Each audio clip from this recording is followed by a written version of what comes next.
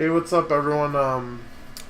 I wanted to make uh, another prediction video for the upcoming NA Spring Promotion matches, and I got my boy Julian here. He's gonna talk about his predictions also. So we'll start with the first game's gonna be on the first game's on the 9th. It's gonna be CLG versus Curse Academy. Uh, I would honestly I'll be first off to say I don't have extreme knowledge about the challenger scene, so these are just gonna be a lot more off what what I think of the LCS team that's playing in them. But I see CLG taking this 3-0, maybe 3-1. I don't think Curse Academy has. I don't think they have the caliber of players to beat CLG. So I'm definitely gonna have to say CLG 3-0 or 3-1 on this one. What do you think, Julian? Yeah. I don't see even I see a 3-0 like regardless. Yeah, in favor of CLG. Yeah, in favor of CLG because I don't really know. I think that Curse Academy is like they've got. I'm trying to think who's their like most prestigious or like top tier player. I think Impactful is really good as far as like an AD for like in the challenger scene. But I don't, he's not better than Double Lift. I think, if CLG can really snowball early and like kind of take away the like Tristana or Kog'Maw who just gets out of control late game and they're able to just shut it down early and control objectives, they'll 3-0 like no problem. I see like when I look at the roster on Curse Academy, I feel like they're worse in every role. So they would need some extreme teamwork to win this series, I think. Yeah, I think that the standout player, at least when I've watched the challenger scene, has been Impactful. I think that he's up there as far as like an AD for the challenger, and he's consistently getting better. Keen is very lackluster as far as the mid lane is concerned. He's replacing Cloud, and in the matches against teammate, he kind of is like, oh, he can play Orianna, and then he just kind of fell off after that. So I don't know. The way the meta is right now, as far as NA is concerned, you can't give them the late game because nobody can really close out the early game. Yeah. And so like once Tristana gets 5-6 items, it pretty much and you don't have like a late game scaling AD, you kind of get screwed over unless they make a positioning mistake, which does happen. Mm-hmm. I don't know. I feel like Double Lift has like this big champion pool where it's like he can't play Tristana, he can play Kog'Maw, he can play Lucian, he can play Jinx, he can play like the what would be considered like top tier late game carries, and then like the lane bullies. He's just got. You're not gonna be able to focus, and that's what the bans, right? You can't ban Double Lift out. Yeah, you can't ban him out. But the thing, like, I always feel like Curse or Curse Academy or LoL Pro always struggles in the pick and ban phase. Mm-hmm. And, I mean, we saw that with Curse. Let's just say one thing: Curse Academy is not Curse. Yeah, I mean they have the same. From what I understand, they have kind of like this big management staff. They kind of, they have the people who work exclusively with the main team, but they also do work and help out the lower team like LoL Pro or Curse Academy. But I don't know. I mean, the overall pick I would say is CLG 3-0. Yeah, I agree. All right, so let's move on to the second match. This will be on Wednesday, September 10th. It's going to be EG versus Team Coast. So our boy Sheep's going to be playing on Coast, trying to make it back in the LCS. I think this match will be a lot closer. I'm gonna have.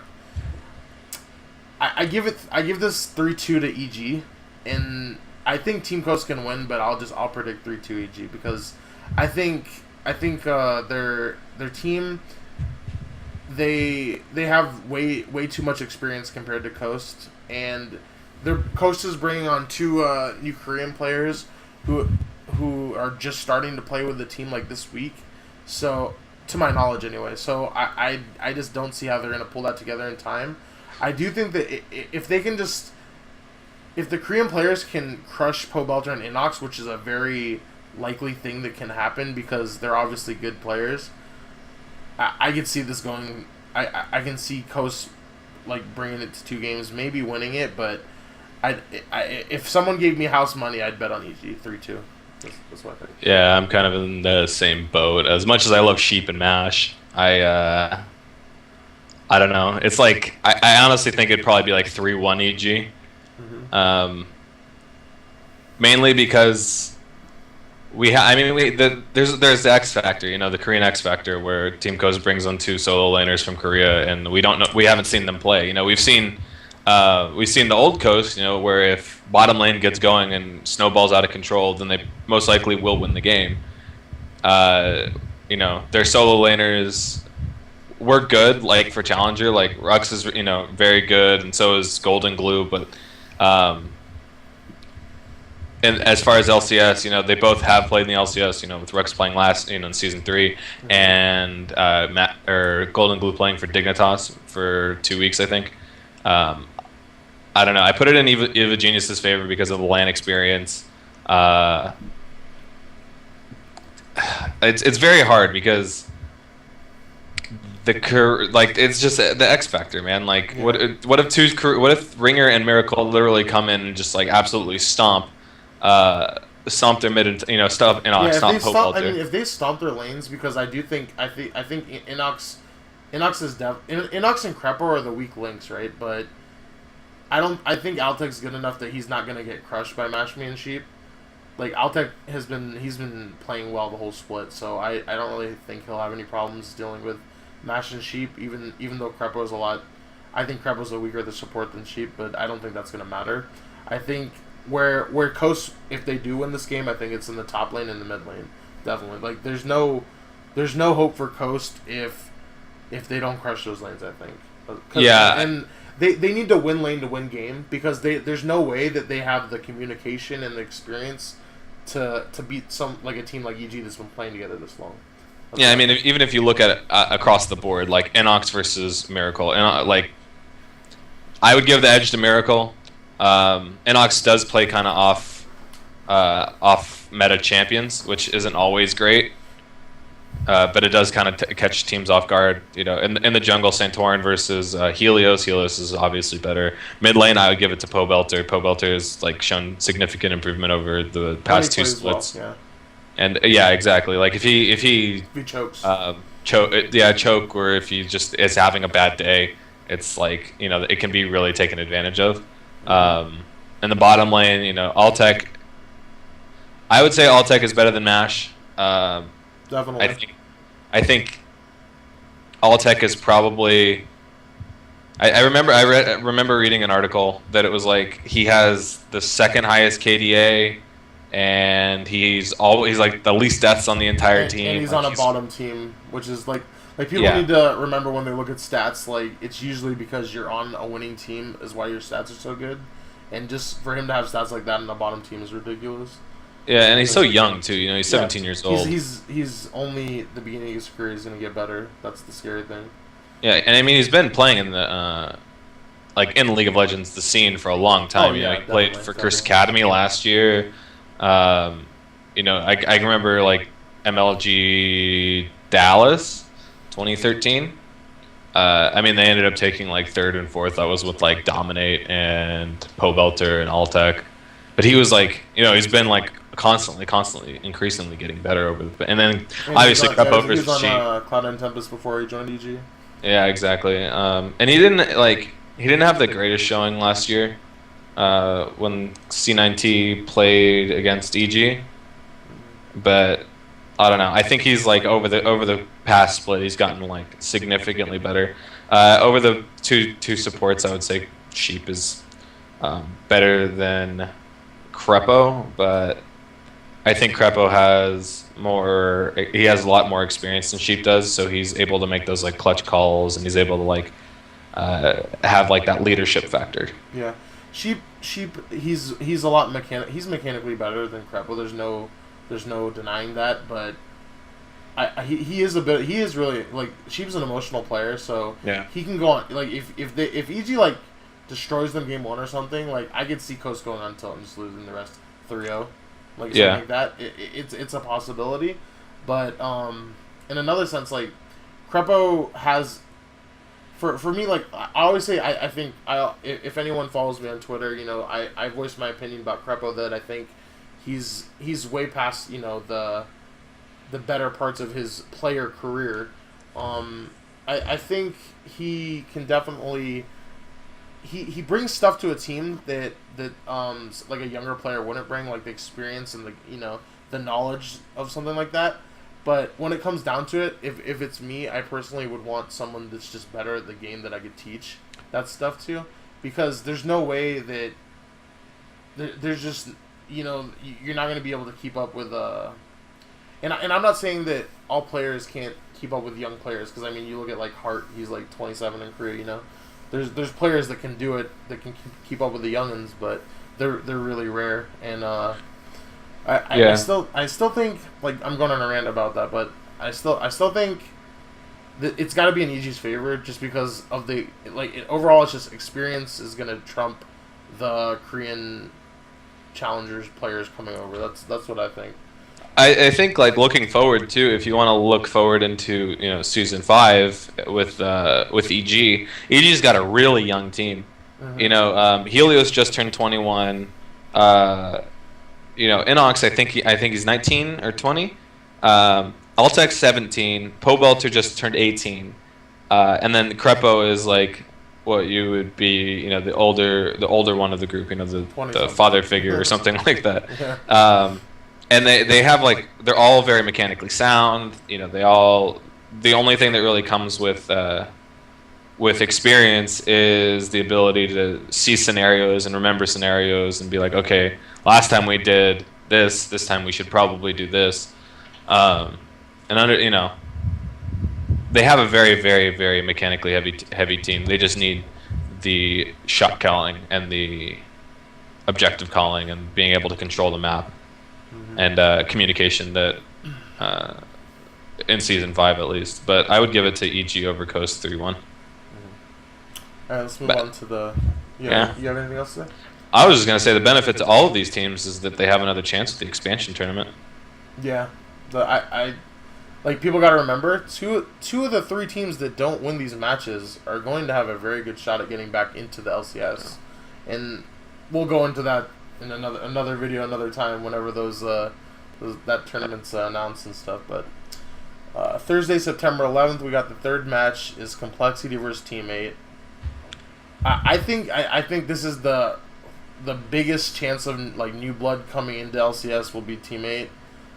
I'm still surprised at how many games Complexity won this season, considering how bad I think they are. Like I'm not gonna. I think West Rice. They were blue shelling everybody, dude. West Rice is bottom 2 top laner in the LCS. Probably while he's good, he runs random ass stuff. Like if I was a coach, I would never just want my mid player playing random ass stuff like that all the time. I don't think like when he plays meta heroes, he just doesn't play anywhere as good as the top mid laners in the LCS. He's still a great player. He's in the LCS, but I'd still put him at the bottom 3 mids in LCS. And then you look at Cortez is the. I'll be right back. Let me get the doorbell run. Oh no, it's okay. Cortez, I've talked to a lot of people, and I just don't think he's very good. I think he's at the bottom of the barrel in the LCS. And then we got Robert X Lee and what's the Bubba Dub, yeah. I think Bubba Dub's probably the worst support player in the LCS. And remember when I'm saying this, they're not bad players. I just think that they're at the bottom of the LCS. And then Robert X Lee, I think he's pretty good, but he would still probably be in the middle or lower middle of the LCS in my opinion. Yeah, Robert's good, but I really feel like there's so much talent in the AD position in the NALCS right now. Like Sneaky Double, Vasily, a Cutie. Like there's some, even Cop stepped up his game like this year so much. His game for sure. That court. And then like, I don't even like after that. It's like Robert. I honestly think like, well, he's really really good and he's mechanically sound and he understands the game really well. As far as the NALCS is concerned, he's right at the bottom, which, he's been in the scene for a long period of time, so it kind of sucks to see that because you really want to you really want to see someone who's been in the challenger scene for so long really rise to the occasion and do extremely well. And he's had his games. But it's just like there's so much talent in that position this year. Yeah, and I don't know, like how teammates' coaching and analyst staff is, or if they have any or whatever or whatnot. But I like what's the guy's name on Complexity, the coach or analyst on that team? Cubs. Yeah, I've listened to him talk on I think it was a Challenger Series game that he was talking about. The kid has no clue what he's talking about. I don't know how he got his job. That's my opinion personally. Yeah. And as someone who's been around, competitive esports for a long, long time, I've look at how many I've coached 3 seasons LCS split. I've been to Worlds.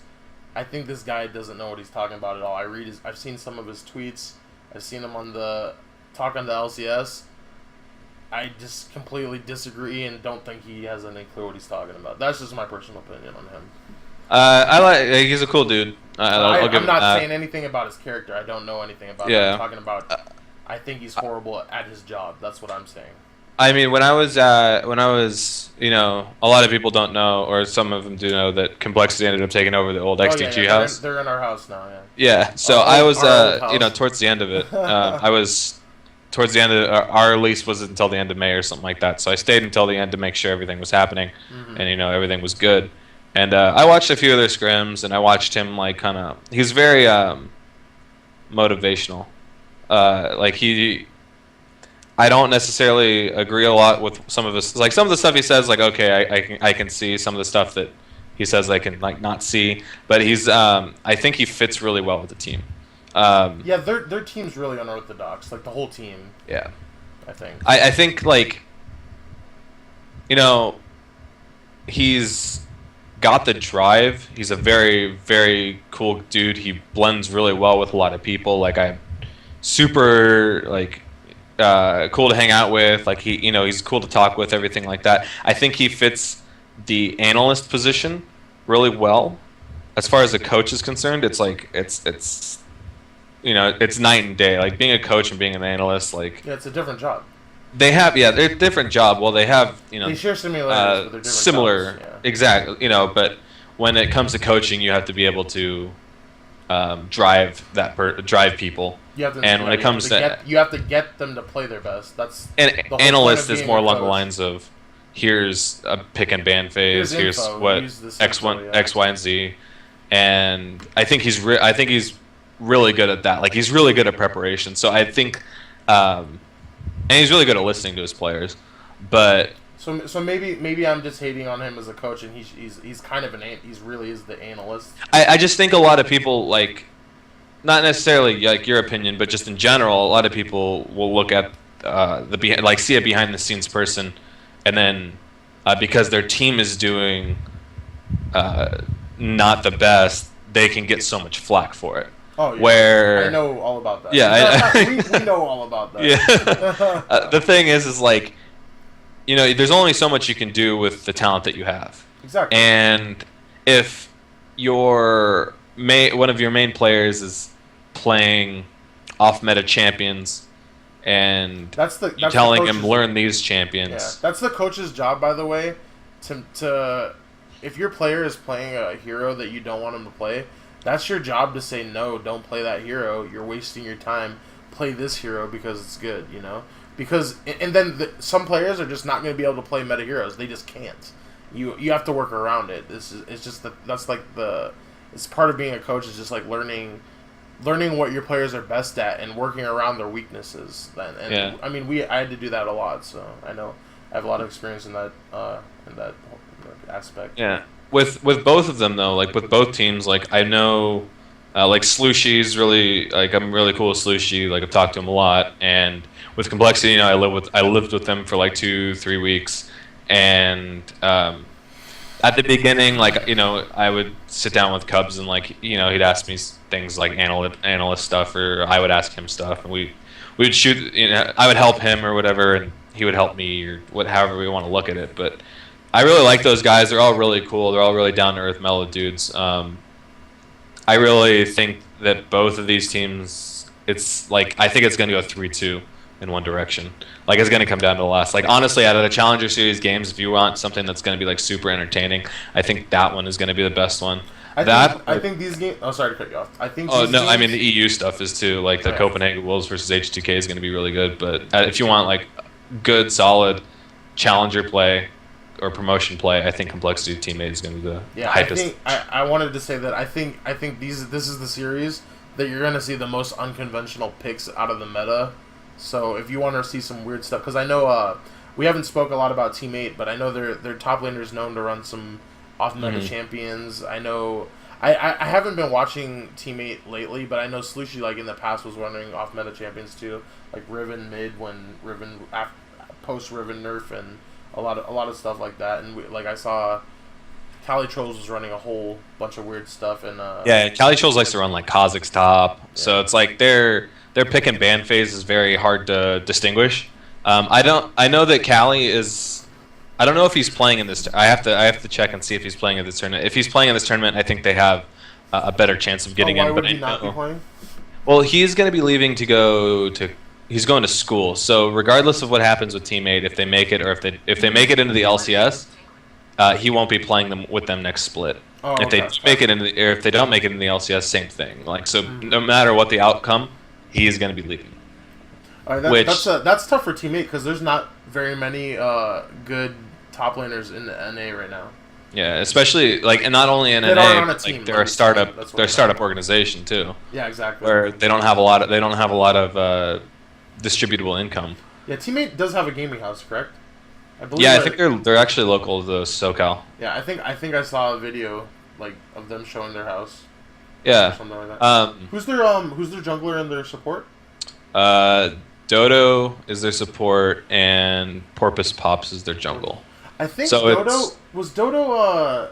I'm pretty sure that's Dodo from Han, right? I'm actually not too positive. If that's about Dodo from Han, then I know who he is. So that's kind of funny. Yeah, it's Dodo 8. I know that. No, I'm pretty sure that's the guy from Han. There's a lot of Han transitions too. I could be completely wrong though, but anyway. Yeah, I don't know anything about Porpoise Pops. Does he play just standard heroes or? Porpoise Pops used to play on VVV. Okay, VVV, yeah.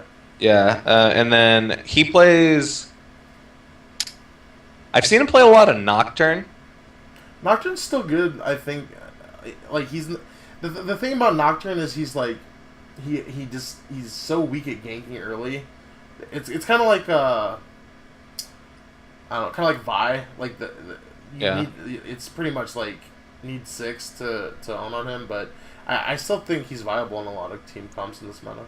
Yeah, I think Porpoise, he's very like underrated. I think because when you talk about Team 8, you talk about their weird picks and stuff. That. I mean Cali, or you talk about Slushy, or you talk about even Maple Street, and I think I honestly think the biggest matchup in this game is like everybody's gonna say is probably mid lane. Slushy does play some weird, like he plays Riven like after the Riven nerf, but I still think Riven is kind of like a nice counter to Zed. And I mean we saw that last year with when Faker pulled it out at Worlds. So Riven's still like, I mean she's obviously not in the top like the S, what you would call like S tier of mid champions, but she's not terrible. She's I think Riven's something nice to have as a pocket pick. Yeah, exactly. Like I feel the same way about Talon though. No, I think Talon's actually. I think he's super good, but a lot of people, he fits a very specific team. Yeah, it's also Talon's one of those heroes that if you just fall behind, you kind of like you'll just lose the game. He's that like double-edged sword kind of like. He's really strong if you can play him correctly and. If you snowball out of control too. Yeah, but I don't. Any teams like if they're willing to take that risk, like Talon will just like let's say that you have a bad skirmish early game and you lose, and you're 0-1 on Talon, right? Like you against most of the mid laners like Orianna, Ryze, any of these strong mid laners that get tanky because of like shields or whatever, you cannot do shit like past like level like 7, 8. You're not gonna ever be able to kill them. You're just gonna have to roam, and even though that works, obviously that's why Talon's so good in solo queue, because you just roam with Moby Boots or something. It's not gonna work against a good team because they're gonna have wards, and you're just gonna fall behind until you can't kill anybody. So yeah, and I think like as far like going back to Porpoise, he's a very farm heavy jungler, and he doesn't like. I feel like a lot of sometimes it's not allocated to where it needs to be. Like the farm isn't allocated to like mid lane or. So he plays like old school Meteos kind of. Yeah, kind of like Meteos or who else? Meteos is like he plays a lot of farm heavy, but he still has the mechanics to play someone who's like early game potential, like Lee Sin. You know, like he's not necessarily the best. Like Meteos isn't necessarily the best Lee Sin player, but he can play Lee Sin. He's not bad. Like you would never see I want to say like Snoopy, like. Oh yeah, but he's not. Like Snoopy can't play Lee Sin for shit. Yeah. Yeah, like I'm trying to think of like another jungler in the LCS right now. Who, you know what I mean? Oh, like a Dominate. Like Dominate plays Lee Sin every now and then, but like he's much more of like he's really good on Nunu. He's really good on like Elise. He's really good on these like. I was really impressed with this Nunu play. Yeah, exactly. Like Nunu is like total support jungler. You know what I mean? He's very Dominate's really good on like the build site stone. Yeah, objective and site control. Yeah, exactly. But I honestly feel like in this game I will give 3-2 to Teammate. I think Slushy's really good. Just because I think Teammate is so like hungry, I'm gonna give them a 3-2 also. That's what I'm thinking. A lot of people don't. Well, I don't want to say so. Funny story. I met Slushy a long time ago at a small little local tournament, and I remember I'm like, oh, I know this guy, and then he like started playing he got big with Teammate or whatever, and I was like, oh, cool, like it's good to see like the local people that I've seen here, kind of get up, because like I'm from the area where like Nien Tanso Nien is like 10 minutes away from me. Daydreaming's right up the street. Double Lift's from my hometown, so it's like really cool to see for these local people kind of coming up to the LCS. I don't know. That's just what I think. Teammate over Complexity. What the great thing is they get the promotion tournament. Yeah, I think it's really like they need to realize how lucky they are that they have this extra shot. Like I would have given anything for our team to have another chance to make it back in. Like it's like, oh, you're relegated, but you have chance to make 2 more spots. It would have been really nice. Like it would have been awesome. Yeah, and I mean, like, as much as, I hated getting relegated, and, I know you feel the same way, it really did, like, LMQ being in the LCS really sparked a lot of major moves and a lot of people increasing their play, which is, for esports and for, like, fans and people who enjoy watching the games, is fantastic. So, like, I'll honestly say that our team wasn't the best, obviously, in the spring split. Well, we weren't even the best that we could have been, so that's what was disappointing. Yeah. But it was like it's very disappointing, but like as a fan, that's a whole nother video. Yeah. But as a fan, it's really nice to see like LMQ like doing really well, and all the foreign players have definitely brought up the game. Definitely in NA, but I mean, at one point, where does it stop though? When the whole NA LCS is foreign? Yeah, like, it's just that's a different. That's a like Riot, different. Yeah, definitely. What's funny too though is they're NA, I guess. The only 2 NA players from Coast are Mashby and Sheep from Canada. Yeah. Everybody else, 2 Korean players, and then Saint Torrens from Denmark, which is interesting. Okay, we're But- gonna have to wrap this up because I gotta go. Yeah. Any closing statements? No. Good luck to all the teams. CLG 3-0, EG 3-1, Teammate 3-2. Yeah, That's all I'm I'm gonna say. pretty much thinking about the same thing. EG probably like 3-2 against Coast. Pretty much the same thing Julian said. So, that's it for now. We'll try to shorten the video next time because this one was pretty long. All right, thanks guys. Bye.